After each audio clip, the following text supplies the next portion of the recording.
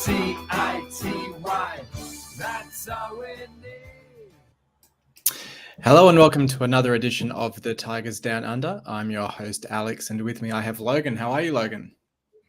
Good afternoon, Alex. Yeah, I'm doing pretty well, and obviously a very celebratory podcast to be on. I think it's one of the best games we've seen in quite some time, and I guess we're riding high and daring to believe again, I guess.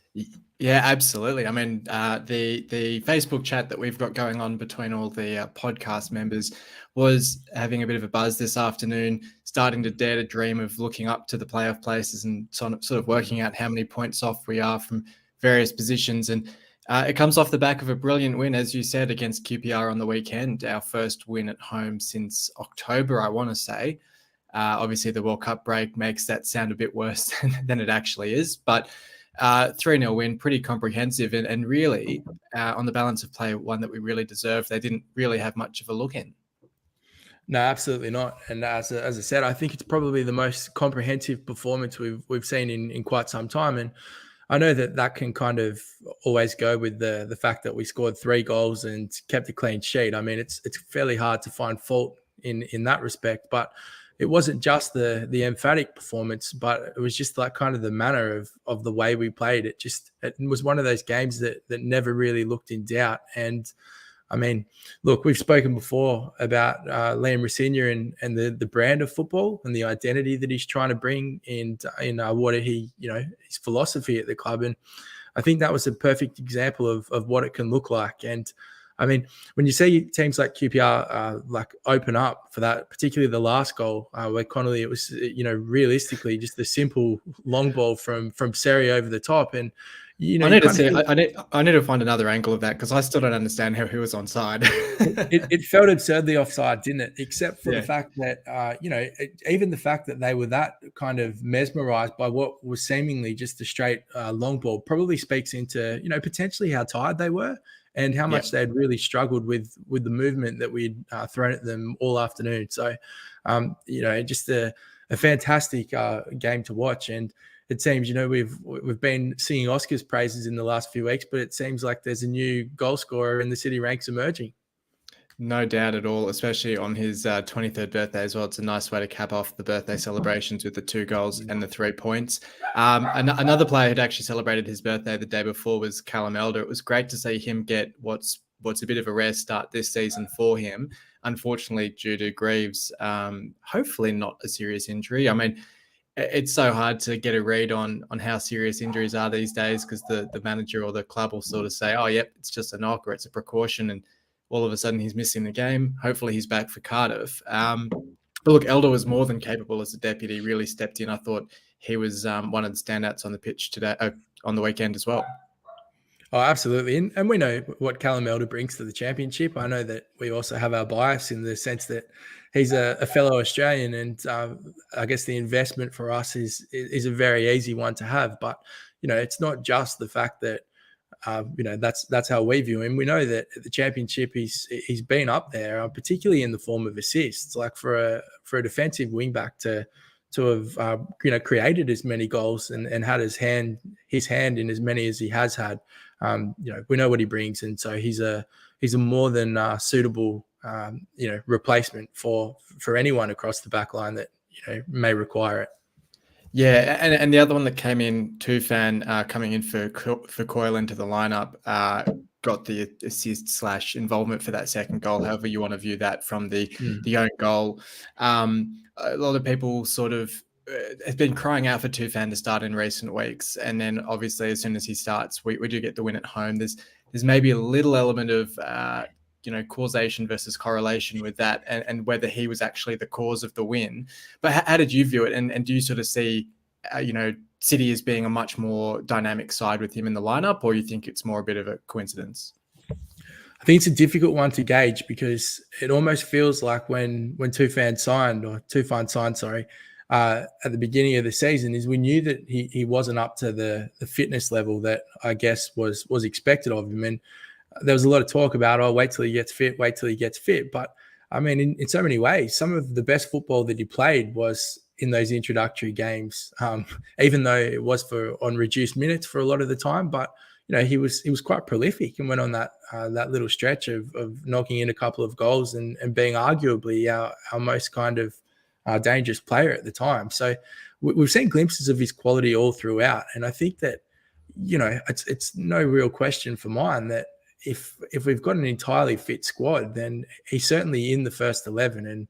And I think fans calling for that to be the case and to having him start isn't really a surprise to me, because we know that when he is fit, that he definitely is a player who, can produce things that aren't often seen at championship level. I mean, you could have a case for him fully fit in the Premier League squad, maybe not in, I guess, the top 6, but anything outside of that, it wouldn't be too surprising to see him in that side. So, look, I don't think it's anything revolutionary to hear fans crying out for him to start in the first 11. And I think all we're doing is seeing the signs that he's starting to actually build that fitness and go into the playing role that we've expected of him. I mean, the only other thing that I guess would be worth considering here is, and it was a little bit different under Shotta, but we did have a plethora of midfield options. And I think it was very much a case of the manager working out what formation and what,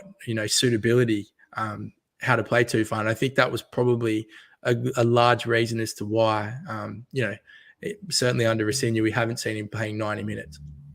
Yeah, and it's easy to forget. I mean, he's only just turned 27, I think. It wasn't that long before he signed for Watford that I think Liverpool were linked to him. So you say sort of, Premier League clubs, and he is that sort of caliber player if he gets up to his best. And he's certainly come on in leaps and bounds this season in terms of fitness and contributions, even though, as you said, it was the sort of case that he looked so dynamic and involved in those early games. Like I remember the Burnley game, I think he ran onto an Oscar through ball, and you sort of think that those sorts of performances are there for him. We just have this plethora of attacking talent, though. I mean, we're talking in the chat beforehand, when you consider that we've got Ebioi, Traore coming back to fitness soon, Tete coming back from his suspension in a couple of weeks, and then, as you mentioned before, the birthday boy Aaron Connolly coming up to full fitness. His performance, we saw elements of it against Sheffield United as well. I thought he had a really outstanding game that day as well. But his ability to just take the ball out of the air, the chance that he had before his first goal, even where he sort of brings the ball down, gets past the defender and takes that sort of snapshot almost. It was just a terrific performance from him. And from all indications, he's just going to get better. He just appears incredibly determined. I mean, I've listened to the last 2 post-match interviews with him, and he is just someone who, seemingly has a huge amount of respect for Rosinha and his, managerial philosophy and skills. But, as you mentioned, it was only his 23rd birthday. So he is someone who, despite not having the most,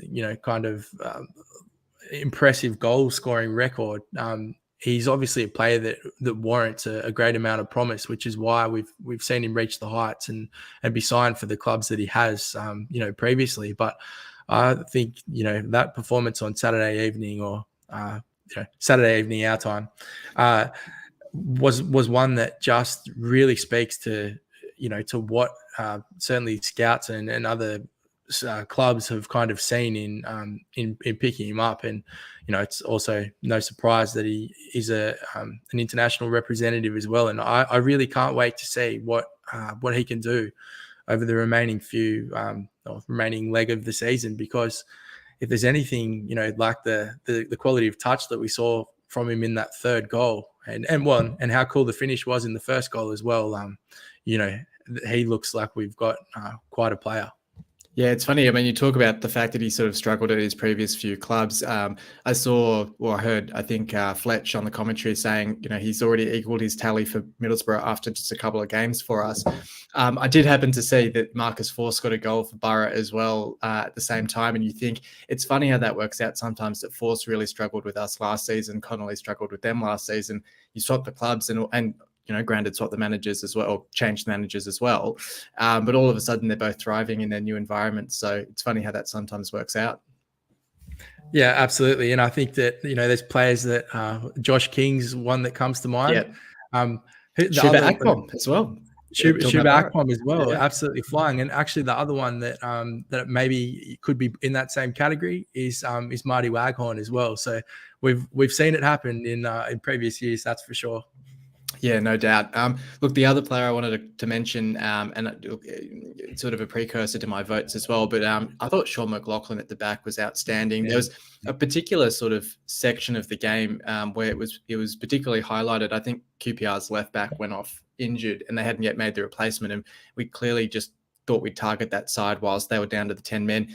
He blasted a couple of really accurate long balls across field to Christie and just knocking him on the chest. And his confidence on the ball. He reminds me a lot in terms of Harry Maguire or even Michael Dawson as well, in terms of that sort of ball playing centre back who can just play those really long, accurate through balls.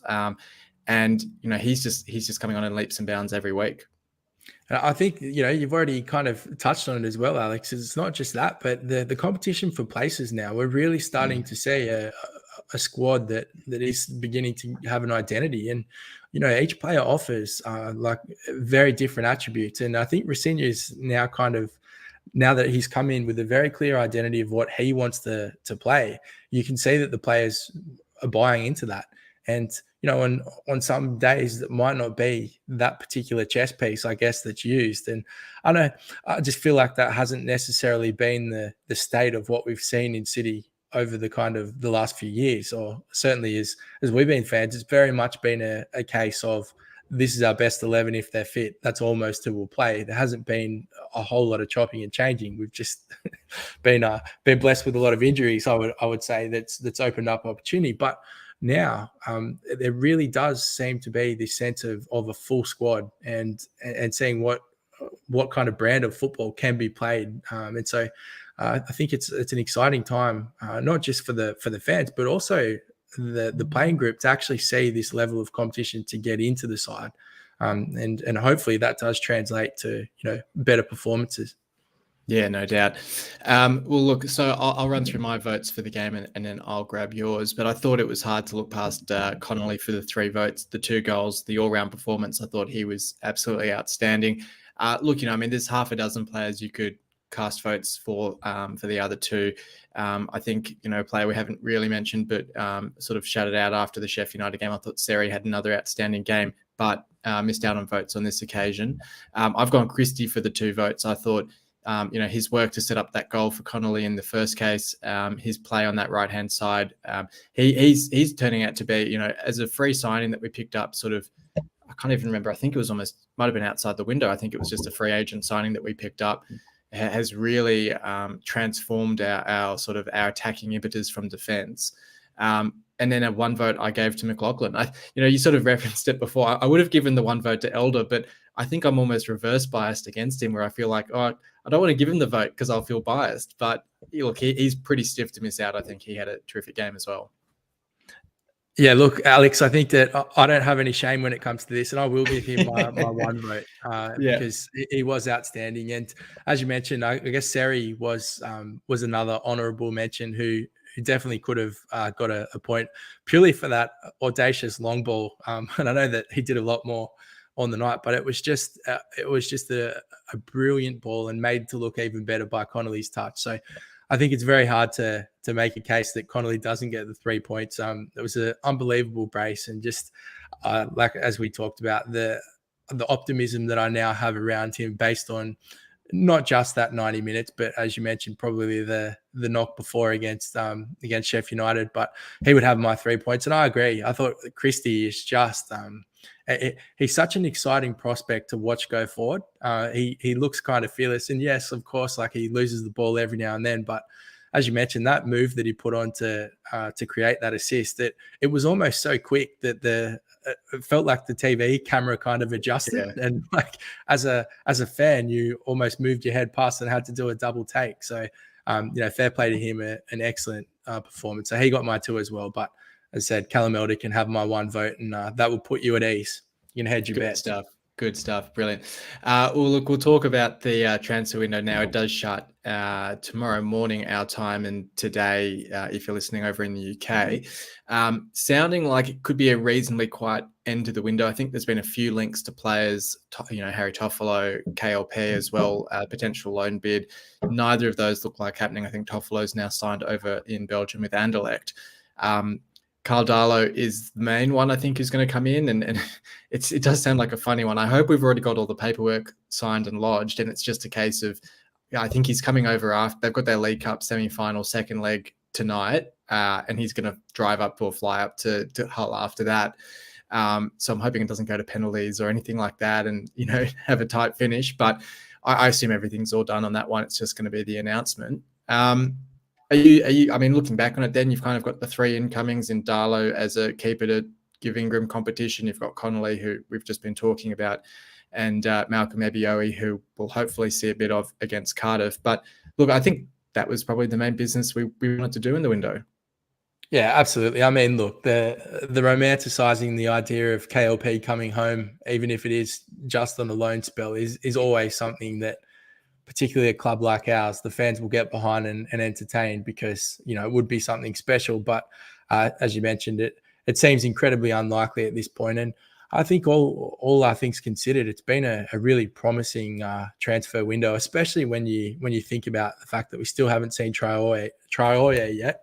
And we've got Tede waiting in the wings, who hasn't really played much football for us at all, considering the injury and then unfortunately the suspension. So it's got a lot of a feel where there's somewhat half a new squad coming in, or not a half a new squad, but it's a bit of an exaggeration. But there's definitely some new faces, or what feels like new signings, to add to the players that we've added in the transfer window, and it feels like a really complete squad. I don't think there's any gaping holes or particular positions that we're crying out for, that if that wasn't filled would be in all sorts. So we've sung the manager's praises, and we've sung the owner's praises, but I think it really speaks to another tick in the adjourned box of actually backing the club and providing the manager with what he deems to be required for his squad. So fair play.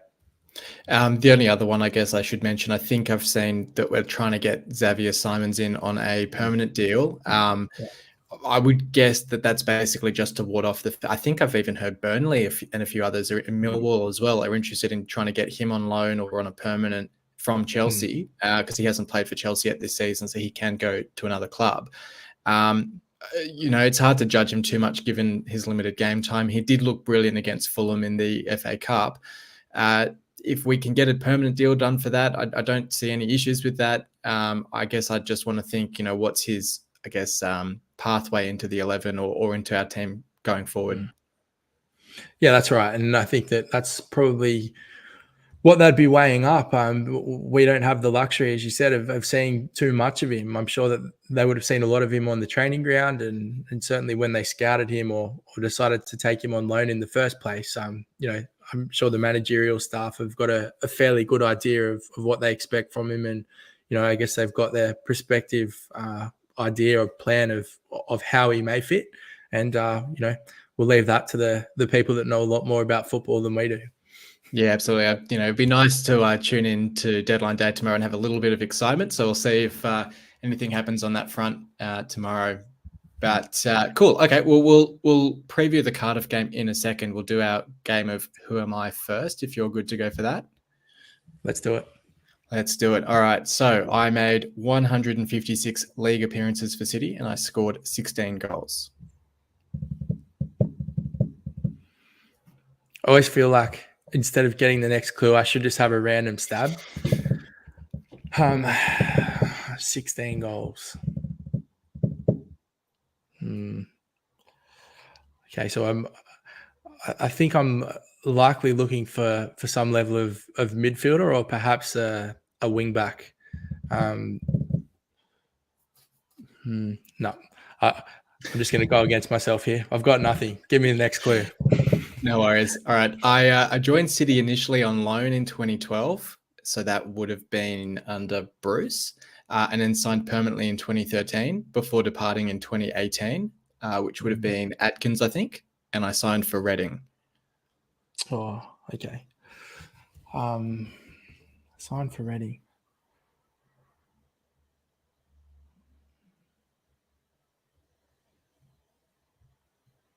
You have to give me one more. So I played as a central midfielder. I did sometimes fill in at right back, and I wore the number 7. This is Stephen Quinn. No, but very close. You're in the right ballpark.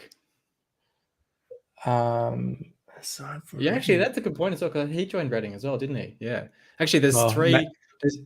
Go for it. There's 3 Irish players that signed for Reading. I feel like Paul McShane did a stint at Reading as well, perhaps. He was the other one. It's actually the 3rd Irish player, if you can think of who the 3rd one. So it has to be David Myler. It is, yeah. The only remaining one. Yeah.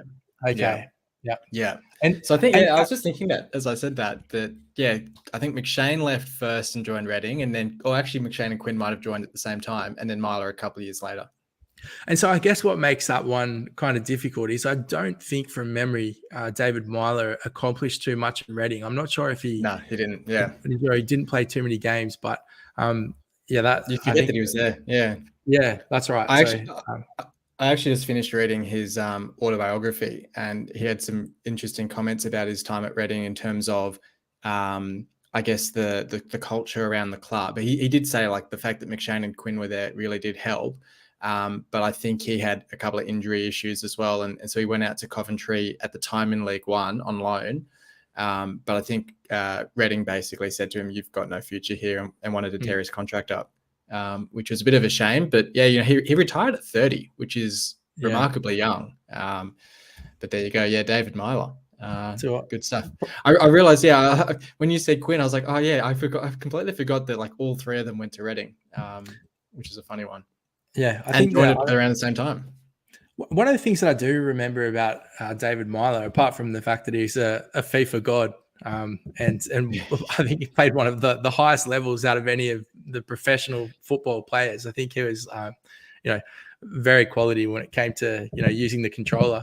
But also, I know the affiliation that, as you mentioned, that he had with City. I know that he still likes a lot of City tweets, and he's quite vocal in in his love for the club and very fond of his time there. So it's really nice to see that kind of old boys culture that, well, certainly the Irish and English players that played there under Steve Bruce, that it really had more of a long lasting kind of appeal rather than just the few years that they were there. And it's really nice to hear how fondly he speaks of the club.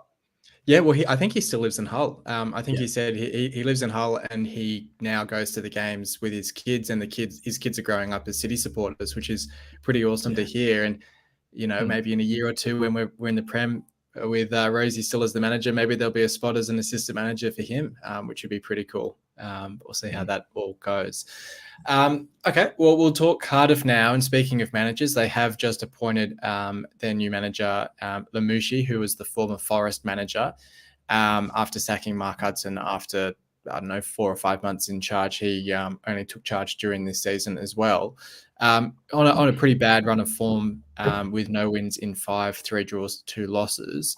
And we did manage to beat them last time we played them this season. It's a second game in a row at home, having kind of got the monkey off the back against QPR. This has got to be a game that we're looking at and just licking our lips, really. Well, you would think so, but I guess we've become very accustomed to not doing that, because we know once you head down that path, the result usually ends up in a grand total of 0 points. And so, True. With that in mind, I think it's probably one of the more dangerous games, given the fact that on paper it is probably one that we haven't said too many times this season is very winnable, or maybe should be one. I guess one of the things that you may like to consider here is Cardiff have probably had many nightmares of Regan Slater since the last performance, and so hopefully that hoodoo for them continues and he's able to go back and haunt them yet again. But I think that's probably one of the more memorable games this season to come back and snatch that result. And given the form that we've been showing as of late, and particularly the last 2 performances, there's no reason why we shouldn't be incredibly optimistic and hope to go and build on last weekend's victory. Well, thankfully, we won't be experiencing the new manager bounce too severely because they do play Luton tomorrow morning. So it'll be interesting to see how they fare in that one. Yeah, look, it'll be an interesting fixture. I think, as you say, it's the manner of our last two performances, or even really the last stretch of performances, that really should give us a bit of confidence heading into this one. Particularly the manner of the win against QPR, and Connolly's form and so on. It's really interesting to think that in our last couple of games, Oscar hasn't been on the score sheet, and he's been such a prolific or such a reliable element of our attack so far. So it'll be interesting to see how he fares against Cardiff, because you sort of feel like he's probably overdue a contribution on the score sheet in that one. Do you see any need to change the lineup for this one? I mean, you'd probably look at maybe if Greaves is fit, whether you try and fit him in, but otherwise probably go the same 11. Yeah, look, I'd be really surprised if there were any changes made, unless there's anything tactically that Rosenior sees. I mean, the luxury of having all these, particularly these strike players to kind of toy with.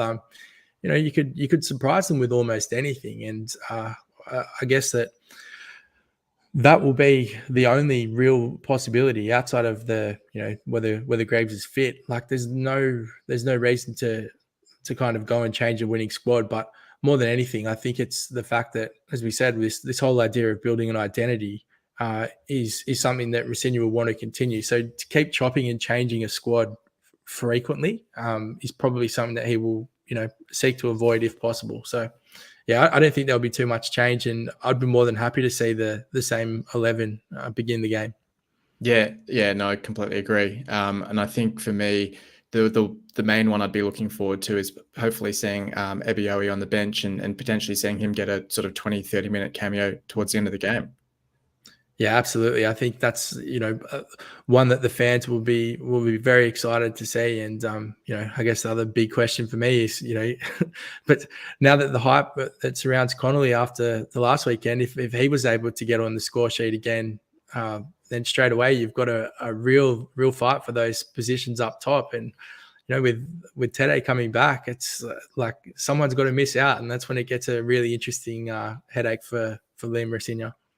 Yeah, I've seen a few comments because I think Bournemouth have made Siriki Dembele available for loan to the Championship, and people saying, oh, maybe we should try and get him. And you sort of think, well, actually, I think we're almost overstocked in attacking positions now. When you consider, as you said, once Traore's fit, once Tete's back from his suspension, Ebioe to come back in, there's only so many attacking slots in this. Pelkas as well. We haven't mentioned him, but he's supposedly meant to be fit for the Stoke fixture, which is the following weekend. But you sort of think there's only so many positions on the pitch to fit all these guys in.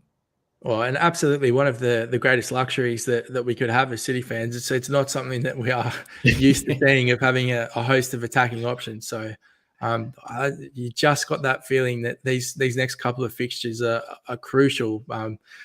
I mean, looking at the league ladder now, it's 5 points difference between us and the top six, and that just seems remarkable from considering where we were placed a couple of weeks ago. So it's been a sneaky good period for us. I know that there's been a lot of draws in there, but it's amazing what a couple of wins over the next few games could do. And when you think about the type of players that we've got in our arsenal or about to join it, it's going to be an exciting period of football. Yeah, we've got Tete due back against Norwich in a couple of weeks, which will be an absolutely blockbuster game to look forward to. But look, we don't want to look too far ahead too quickly. We've got Cardiff this weekend, first of all. What's your score prediction for it?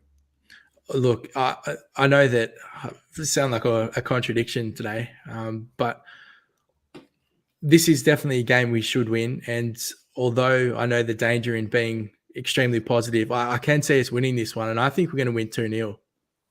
I've found that when I tip us to draw, we do actually pull off the win. I finally capitulated in our Facebook group tipping and went with the 1-1 draw for the QPR fixture, and we won it. So I'll keep the superstition going. I'll say it'll be a 1-1 draw, and hopefully that means we'll bring home the 3 points. But we'll see how we go. It'll be an exciting game to look forward to. So look, thank you for joining me for this one. My pleasure, Alex. Good to be here. No worries. And thanks everyone for listening in. We'll be back this time next week to review the Cardiff game and look ahead to Stoke. But until then, come on, City.